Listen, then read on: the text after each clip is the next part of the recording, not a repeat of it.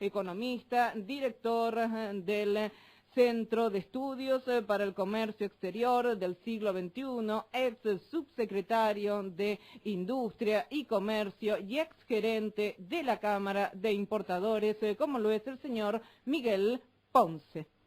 Qué alegría estar con vos, Ale, este sábado de la noche. No, el placer, como siempre, es mío. Ahora te quiero preguntar, Miguel, para vos, sí. ¿Qué es lo que dejó Mini Davos y la otra? ¿Qué es lo que no dejó para vos Mini Davos?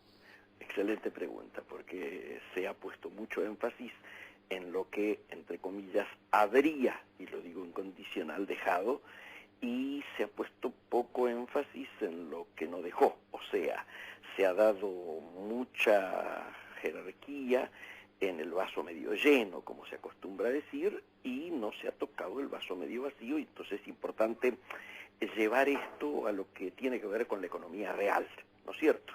El Davos, como vos bien lo decías, yo alcanzaba a escuchar, es el foro más importante a nivel mundial que se reúne hace más de 25 años en un lugar paradisíaco de Suiza. Los que hemos participado alguna vez no nos vamos a olvidar nunca más de el ambiente de aislamiento que se logra generar allí, como para que todo el mundo esté permanentemente participando de un evento de esta envergadura. En Argentina esto tenía una posibilidad de mostrarnos en momentos en los cuales habíamos hecho algunos esfuerzos importantes para este retorno de Argentina al mundo, y lo habíamos hecho desde Cancillería por un lado y desde las propias medidas económicas tomadas desde el primer momento, ¿no es cierto?, después del cambio de gobierno, particularmente el levantamiento de los cepos por un lado y el cierre con los holdouts por otro. Vos te recordarás que en el Davos primero de este año que participa el presidente, en el Davos principal, fue acompañado ni más ni menos que por Massa, como líder formal de la oposición o de un sector de la oposición, pero potencialmente como un posible protagonista de la sucesión en el momento en que ésta se plantee. Las condiciones ahora eran bastante distintas. ¿Por qué? Porque aquel impulso inicial de ingreso al mundo, las definiciones que la propia canciller Malcorra había adoptado en términos de fortalecer el Mercosur por un lado, acelerar el asunto del acuerdo Unión Europea-Mercosur por otro lado, y tercero, mirar hacia el Pacífico, habían tenido algunos tropiezos. Y esos tropiezos tenían que ver básicamente con dos hechos políticos que generaron un impacto con repercusiones en los inversores que pensaban venir al país. Uno, lo que fue aquello que se denominó la ley contra los despidos, o sea, el tema del empleo, ¿no es cierto?, que lo denominaban otros, que fue un espectáculo pobre, triste, en el cual estuvimos un mes bailando danzas entre distintos actores en el Parlamento para terminar con el primer veto presidencial. Y el segundo hecho que generó también incertidumbre en términos de gobernabilidad, al igual que este a que hacemos referencia, es el de las tarifas, el manejo, los errores, la torpeza, las, diríamos, equivocaciones y los malos gerenciamientos o malas praxis que llevaron a que el gobierno sufriera su mayor derrota política desde el 10 de diciembre a la fecha, como es y fue el tema de las tarifas, que ahora se estaría enderezando en estas horas, o por lo menos enderezándose no políticamente, porque eso que se perdió no se recupera, pero enderezándose por lo menos en las efectividades conducentes, hicieron de que en ese marco esto adquiriera una posibilidad cierta de volver a aquel impulso inicial, y entonces la reunión en el Centro Kirchner tuvo ese espíritu de generar un ambiente de negocio favorable. Yo te diría que lo más importante que se logró es no solo el eje de la convocatoria y la cantidad importante de CEOs que por supuesto tienen, si no hubiera interés, tareas mucho más importantes que realizar en otras partes del mundo, pero el hecho que hayan venido acá significa una señal que no se puede desconocer, pero yendo a las efectividades conducentes, digámoslo con todas las letras, las únicas inversiones genuinas, anunciadas y a concretar son de empresas que ya están en el país, digo Siemens, digo Coca-Cola, etcétera, de lo que se ha anunciado, y las demás, aquellas inversiones que esperamos de empresas que todavía no están en el país, requiere otro tiempo, claro. Requieren otras condiciones, requieren mirar que los procesos de gobernabilidad se afianzan, requieren pensar que no va a ser necesario nuevos vetos, que se van a construir mayorías parlamentarias que garanticen precisamente una situación de tranquilidad a futuro. Nadie que va a invertir te está pidiendo que les des privilegios especiales, sino que lo único importante para decidir una inversión es la previsibilidad y la confianza, particularmente en el mediano y en el largo plazo. Y entonces, como diría algún amigo, yo tengo bastante confianza en lo que es el corto plazo, en cómo se está manejando este corto plazo. Pero no tengo tanta certidumbre en cómo se va a manejar el mediano y el largo. Y esto tiene que ver porque me parece que no se han terminado de acallar algunos ruidos internos entre los partidarios del shock, los más keynesianos, y los fundamentalistas, los que están esperando el fracaso de Prat Gai para buscar su reemplazo, los que permanentemente y diariamente están tratando de marcar las diferencias, particularmente con, en términos prácticos, lo que sería mantener ciertas tasas que a esta altura hoy ya pueden catalogarse como antiproductivas. Perfecto. Las tasas que hoy se están manejando en el ambiente, diríamos, de la economía, son tasas que por más han bajado algo en el último tiempo, particularmente después del G20, cuando el presidente se tuvo que reunir con Sturzenegger y al día siguiente las tasas sufrieron un descenso, todavía estas tasas están afectando lo que es la línea de pagos y hay muchos proveedores que están endeudados que prefieren, en lugar de levantar sus deudas, colocarlo en el circuito financiero. Y entonces, volviendo al Davosito, o al mini Davos, hay muchos de los inversores que llegaron cuya mirada está puesta en aprovechar este tiempo, diríamos, de optimismo nacional para colocaciones financieras antes de colocaciones productivas. Nosotros, en cambio, tenemos la matriz productiva, yo diría, pegada en nuestra piel, y lo que buscamos es que las inversiones sean genuinas, que vengan a enterrar fierros. Fierros son bienes de capital para producir a nivel local, utilizando nuestra mano de obra y nuestras materias primas, y que le agreguemos valor y entonces podamos hacer exportaciones con alto grado de valor agregado, que eso es trabajo nacional. Eso es lo que estamos buscando. Miguel, esas son las inversiones que nos interesan. Y ahora sí continuamos con Miguel Ponce. Sí, Miguel, continuamos con esta mini cumbre de Davos y esto. Ahora venimos al paso de lo que no nos dejó mini Davos.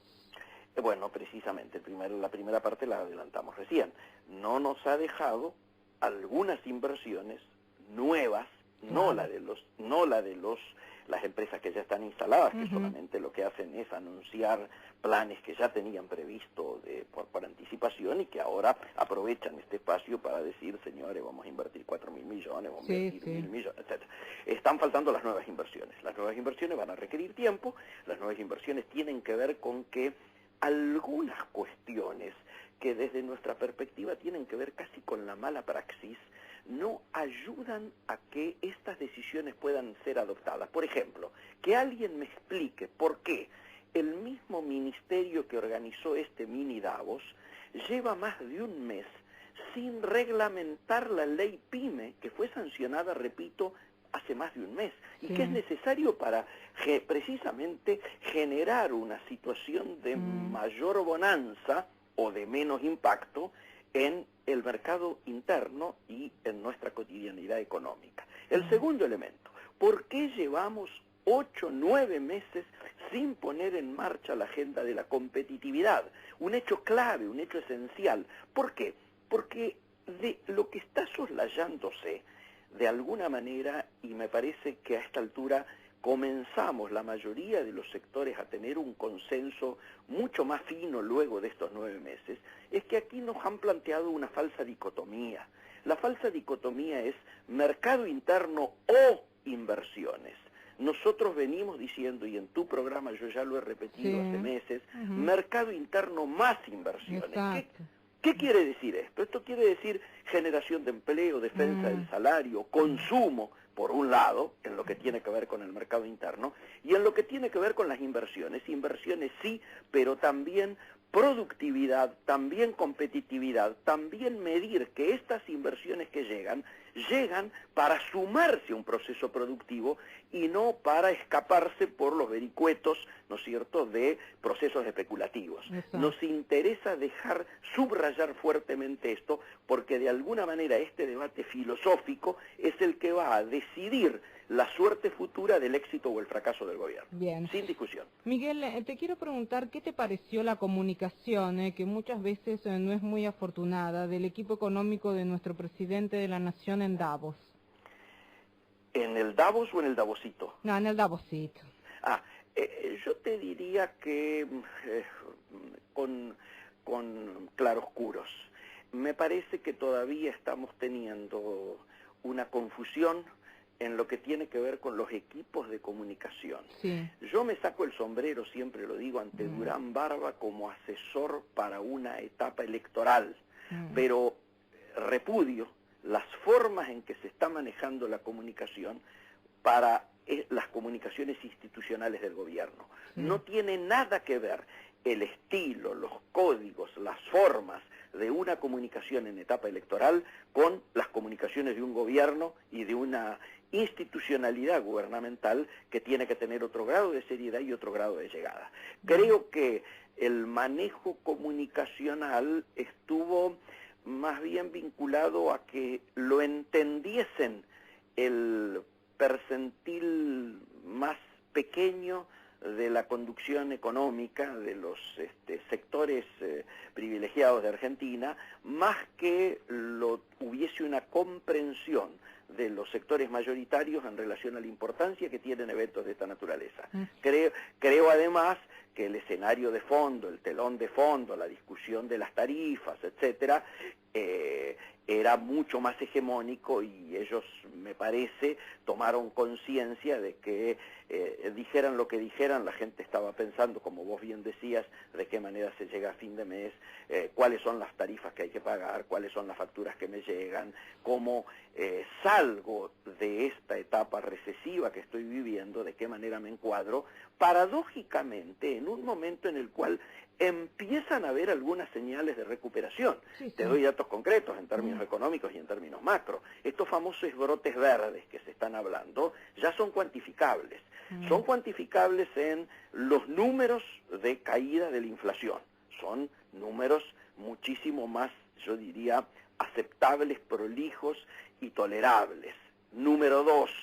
Sí, pero discúlpame, Miguel, eso es verdad y está muy bien que se tenga una estadística como corresponde y no lo que ocurría en el gobierno anterior. Pero ahora, esta estadística que nos da este porcentaje de inflación, que me disculpe, pero no tiene un correlato con lo que ocurre en los supermercados, con lo que nos ocurre a los ciudadanos en general cuando vamos a querer hacer compras, en donde todas las semanas hay aumentos, en donde vos querés tomar un café y hay aumentos, y esto ha tenido mucho que ver con que todavía no hubo el pago de las tarifas, ni el aumento de las tarifas, porque si no, la inflación sería de otra manera. Desde ya. Digamos, yo te diría que hay dos motivos que hicieron que los números dieran a la baja. Uno, la actitud, la intervención de la Corte retrotrayendo, ¿no es cierto?, las tarifas al 1 de marzo. Y el segundo elemento, el enfriamiento del mercado y la recesión. Exacto. Si los supermercados no venden y tienen que estar largando cada vez más ofertas, cada vez más combos que permitan en definitiva bajar los precios unitarios, y bueno, es que evidentemente algo está pasando que hace que este conjunto se termine reflejando numéricamente. Pero ahora, los dos estos motivos por los sí. cuales da un descenso de la inflación no terminan siendo altamente positivos para la clase baja ni para la clase media baja.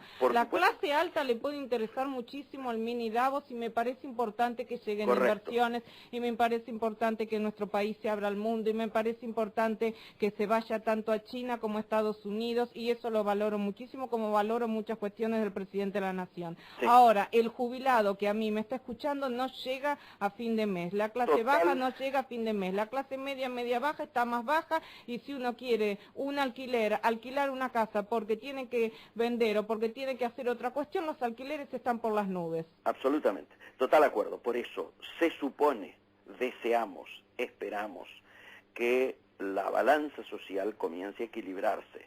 Los primeros números de estos brotes verdes a que hacíamos referencia tienen que ver con esto que vos te referías recién, tienen que ver también con el récord de venta de pick-ups y de motos que son muy utilizadas en las zonas rurales, tienen que ver con la mejora que obviamente han tenido los sectores vinculados al campo, ¿no es cierto? Ahora, como vos bien decís, falta la otra pata, la pata social, que es la que de alguna manera está en deuda el actual gobierno. El actual gobierno tiene que poner el énfasis ahora en ver cómo rápidamente equilibra la balanza social y por eso yo hacía referencia a que es necesario volver a la recuperación del mercado interno y no solo pensar en inversiones. Exacto. Sumar el mercado interno implica generar trabajo, recuperar el salario y generar nuevos puestos de trabajo para que precisamente el consumo nacional genere una situación que hasta indirectamente va a ayudar a las propias inversiones, porque nadie viene a invertir en un país donde su mercado interno se achica o donde la capacidad de consumo de sus habitantes decae permanentemente, sino todo lo contrario, se viene a invertir cuando además de servirme para proveer a la región, proveo al mercado local. Entonces, no hay que plantear falsos antagonismos. Digo, mercado interno e inversiones es un falso antagonismo. Tenemos que volver a plantear este tema de la creación de empleo, de la recuperación del salario, y por eso nadie tiene que ponerse nervioso cuando se habla de reabrir las paritarias. A mí me resultó, y esto tiene que ver con el manejo de la comunicación a que vos hacías referencia, me resultó muy chocante que si hablamos de que hay paritarias libres, el gobierno diga que no se van a abrir las paritarias. Al contrario, si los empleadores y los empleados resuelven que hay que reabrir las paritarias porque objetivamente el salario ha quedado deteriorado en aproximadamente un 10% en términos reales, y señores, estas son las reglas de juego, o no tenemos paritarias libres, o no nos llenamos la boca diciendo de que estamos orgullosos de que haya un sistema de paritarias libres. Esto es lo que tenemos que respetar y seguramente a partir de ahí empezará un proceso de recuperación del salario real que necesariamente nos lleve a la recuperación del consumo y por lo tanto a que haya un mercado interno que nuevamente vuelva a ser atractivo para no solo quienes viven aquí, sino quienes quieran venir a invertir.